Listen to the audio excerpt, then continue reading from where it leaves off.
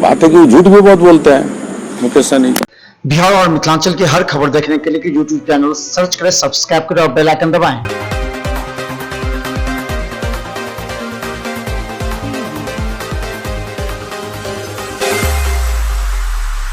नमस्कार, बिहार मिथिला न्यूज़ में आपका स्वागत है। मैं मनोज और काफ़ी गंभीर मुद्दा पर हम चर्चा करें, जरा गौर से सुनिएगा और अभी अपना विचार अवश्य दीजिएगा। राजनीति में उठापटक होते हैं। चुनाव जीतने के बाद राजनीतिक दल के नेता थोड़े मायूस तो हो जाते हैं, लेकिन नई राजनीति की तलाश में जुट जाते हैं। हो सकता है कि हम बात आपको बद्री पूर्वे भी करें, क्योंकि वो राजनीति से अलग हट गए थे।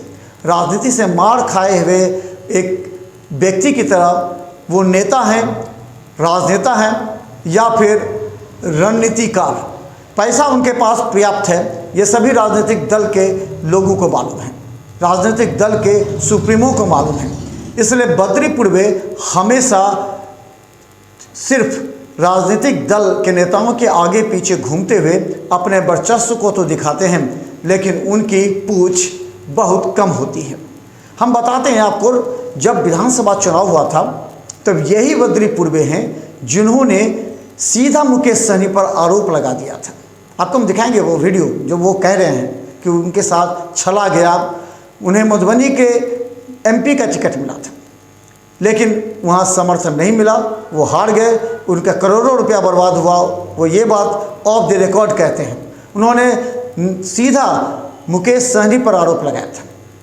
लेकिन राजनीति में क्या गुल होता है, कुछ दिन बहुत शांत रहे, कुछ दिन अलग अलग पार्टियों की तलाश में रहे, राजनीतिक के जो ज्ञाता हैं उनके संपर्क में रहे। वो खुद रुपए पैसे से इतने मजबूत हैं कि कोई भी राजनीतिक दल एक बार फिर उन्हें ला सकता है। यही हुआ।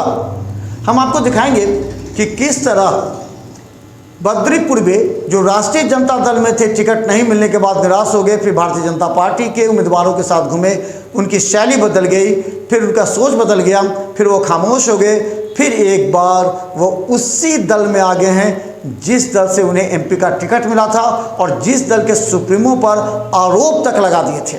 देखिए एक रिपोर्ट। राजनीति एक ऐसा वायरस है जिसे लग जाए तो यह बुखार वायरल फीवर की तरह 4 दिन भी छूटने वाला नहीं होता।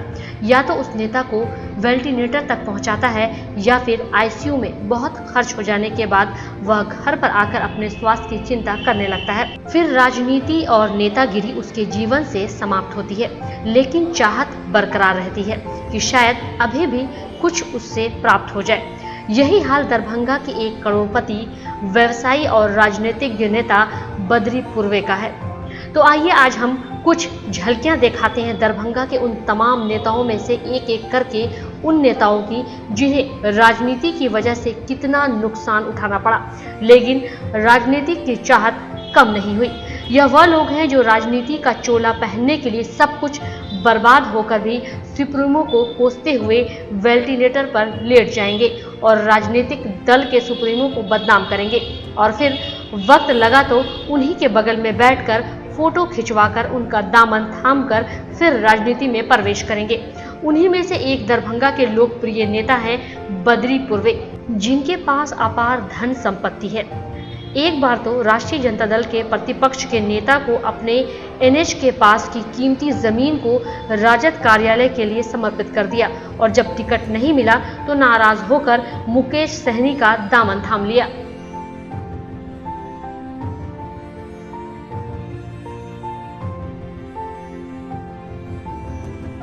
बद्री पूर्वे वो राजनीतिक नेता हैं जो जाति आधार पर राजनीति करना पसंद नहीं करते, बल्कि उनका दावा है कि वह राजनीति के महारथी हैं और शतरंज के हर चाल में निपुण हैं। लेकिन फिर वह पैसे के बल पर राजनीति दिखाने के बाद इस तरह सीढ़ियों से लुढ़क जाते हैं कि ऊपरी पायदान से लुढ़कते हुए पहले पायदान पर खड़े हो जाते हैं। बद्री पूर्वे को जब राष्ट्रीय जनता दल से टिकट नहीं मिला तो वह मधुबनी में वीआईपी पार्टी से महागठबंधन के उम्मीदवार हो गए, लेकिन उम्मीदवार हो जाने के बाद उन्हें आरोप लगाया था कि मुकेश सहनी ने अंदर से उन्हें मदद नहीं किया और बाद में उन्हें समर्थन भी नहीं दिया।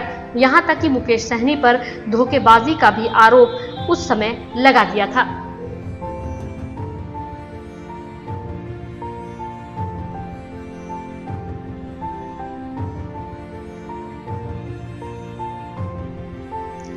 फिर बद्री पूर्वे ने एक कदम और अग्रिम सोचते हुए राजनीतिक चाल चली और वह एक बार फिर विधानसभा की ओर टकटकी लगाकर देखने लगे।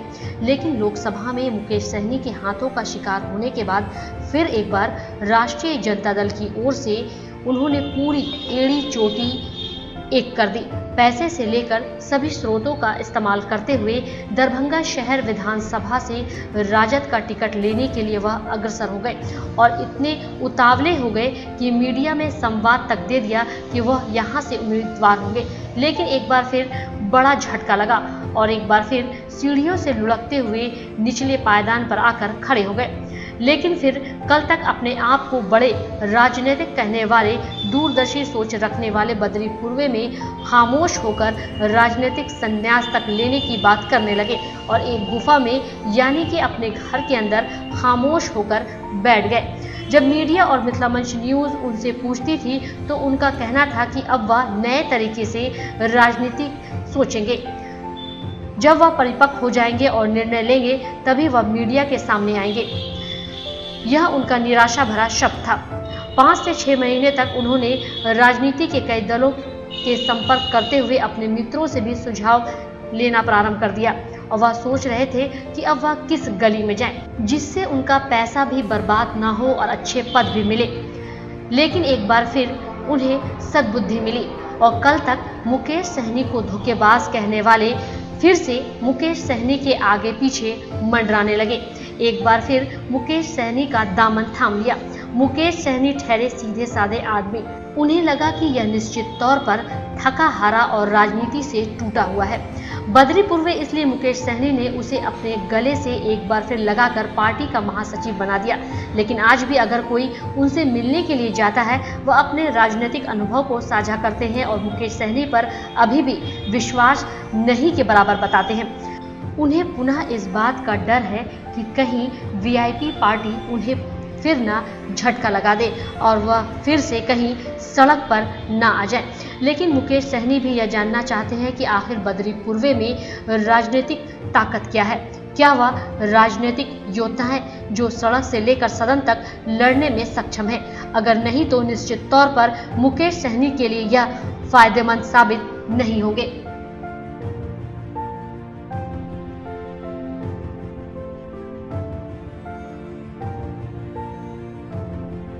और अब अंत में अगर बद्री पूर्वे का विश्लेषण करें तो बद्री पूर्वे राजनीति के वो सितारे हैं जो अपने बल पर कभी नहीं चमक पाए।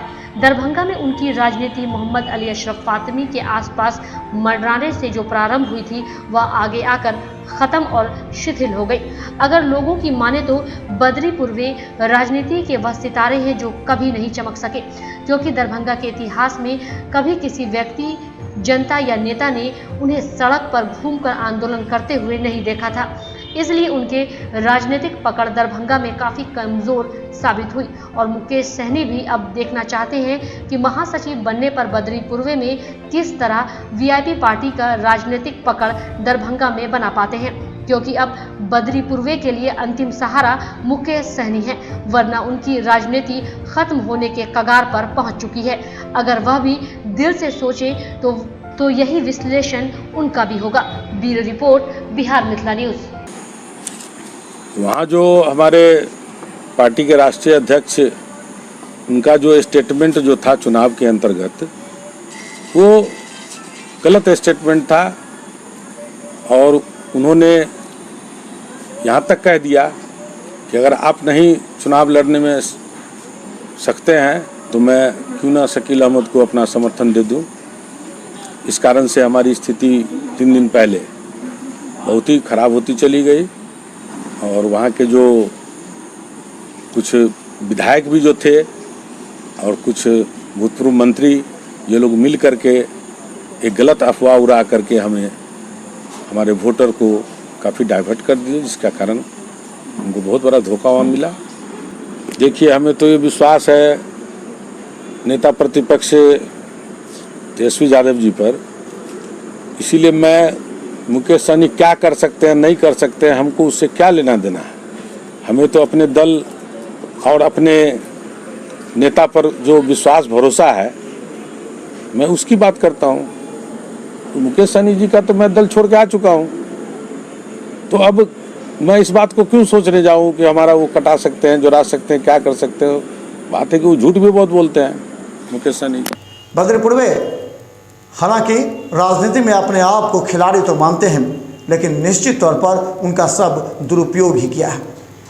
बद्री पूर्वे अगर दिल पर हाथ रखकर सोचेंगे तो वो देखेंगे कि एक बार राष्ट्रीय जनता दल को एनएच के समीप उन्होंने अपनी ज़मीन दी थी कार्यालय के लिए, लेकिन वो भी बेकार चली गई। ना उन्हें टिकट मिला और न ही वो सम्मान। हालांकि वो पटना से लेकर के दरभंगा और दिल्ली तक दौड़ लगाते रहे, उनकी निराशा हाथ लगी। लेकिन यही बद्री पूर्वे आज ताल ठोक रहे हैं एक बार फिर मैदान में। उनका कहना है कि वो अब उत्तर प्रदेश चुनाव में मुकेश सहनी का मदद करेंगे। भाई जरा सोचिए, क्यों लोगों को छलावा दे रहे हैं। दरभंगा में आपका अस्तित्व ही खत्म कर दिया गया, चाहे राष्ट्रीय जनता दल ने किया हो या फिर वीआईपी पार्टी ने पहले किया हो। आप फिर उत्तर प्रदेश जाकर के क्या करेंगे? कम से कम दरभंगा में भी रह करके आपको अगर महासचिव का पद मिला तो आप उसे कार्य करें। तो हम बता दें, बद्री पूर्वे निश्चित तौर पर अपने आप को योद्धा मानते हैं राजनीतिक दल का, लेकिन उन्हें हाशिए पर सभी राजनीतिक दलों ने छोड़ा है। आप देखिए कि नई आशा के साथ वो वीआईपी पार्टी में एक बार फिर जुड़े हैं। पद तो उन्हें बहुत अच्छा मिल गया है, लेकिन उनसे वीआईपी पार्टी का कोई नेता खुश नहीं है।